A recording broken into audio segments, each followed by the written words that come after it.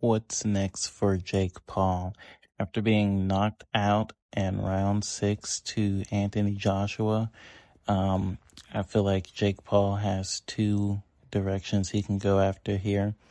Either A, go back to fighting MMA fighters or, influencers, or B, he could take a break, which he said he is going to take a break, come back and fight people around his rankings, which is he's ranked number 14, and actually take the boxing route and hold on, I'm thinking. Take the actual boxing route and build his way up into cruiserweight, because as of right now in cruiserweight, Buddy Jack just lost, so he can't go for that belt, which he was going to try to because Buddy Jack was old. But in cruiserweight, he can get a fight with either Zerto or Jai. Jai doesn't really have any main fights coming up right now, and Zerto has a fight with David Benavidez, but we don't know after David and the Zerto fight happens if David's going to stay in cruiserweight or move back down to light heavyweight. But those are Jake Paul's two options. And for Anthony Joshua, this fight is going to hurt his reputation a little bit because it took him so long to get the knockout. But he still can go on and have another warm-up fight next year and then have that big fight with Tyson Fury, because it's not like he went out there and lost.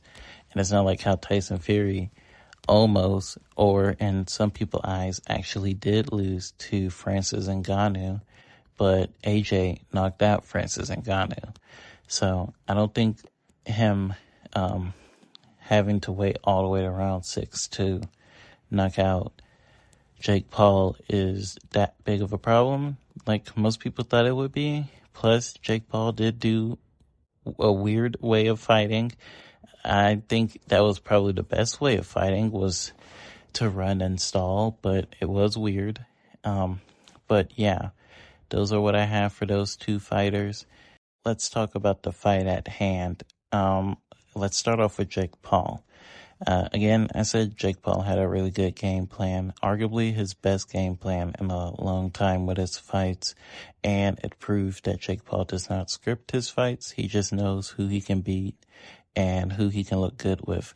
But his game plan was to run and jab, and if that didn't work, act like when he goes for the clinch, he slips, so he could get breaks for the round to end quickly and for him to have stamina. That is a amazing game plan, because in my mind, rounds 1, 2, and 4, I had for Jake, due to him just having the more volume punches. Even though they looked really bad because of how he was fighting, he still had the more punches, which in most boxing terms, that means you win the round.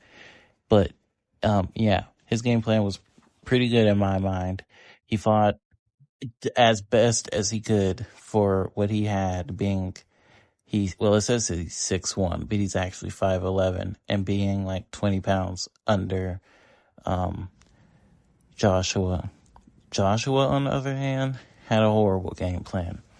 Again, I don't think this ruins his reputation too badly, but Joshua fought like he respected Jake Paul way too much. Like, he thought Jake Paul actually could hurt him. I don't know if it's due to the Dubois fight, but Joshua kept that right hand up as much as possible, and he just fought like super safe. And B, it looked like Joshua forgot that he knows what a jab is, because let's not forget, Joshua has fought Usyk and Joshua's fought Usyk and Dillian Whyte. Dillian Whyte is an awkward style, just like Jake Paul. And Usyk moves a lot, just like how Jake Paul moved a lot in this fight. And in both Usyk fights, Joshua was able to use his jab and slightly of his footwork to hit Usyk. It's not like he was missing a bunch with Usyk like how he was with with Jake Paul. And it's not like Usyk is way taller than Jake, because Usyk's only 6'3", so it wasn't really that big of a difference. So I don't know what Joshua had going into this, but he needs to get back on to using his jab and working a little bit more on footwork, which, I mean, you won't have to worry about fighting someone 5'11" anymore, because he'll be back fighting heavyweights, but still, he needs to get back to working with his jab. He needs to get back with footwork. Like his best performance with Andy Ruiz, where he specifically only jabbed and used footwork. I feel like Joshua does need another warm-up fight. This fight, definitely, he got some rounds in. It's a good warm-up, but he just still looks like, I guess, old Joshua, not mentally strong Joshua, and we don't want that going into a fight with Tyson Fury, who is always mentally strong. I mean, he lost to Usyk twice and still says today that he did not lose. So you cannot break Tyson Fury, but you can break Joshua. I mean, Jake Paul almost broke him. Joshua was getting frustrated. But yeah, Jake, I say there's nothing he needs to fix. This was probably the best game plan you could have against a heavyweight when you're significantly smaller. I just feel like he should fight more people around his weight class and actually build a resume of ranked fighters that are around his skill level. Like maybe do another fight with Tommy Fury.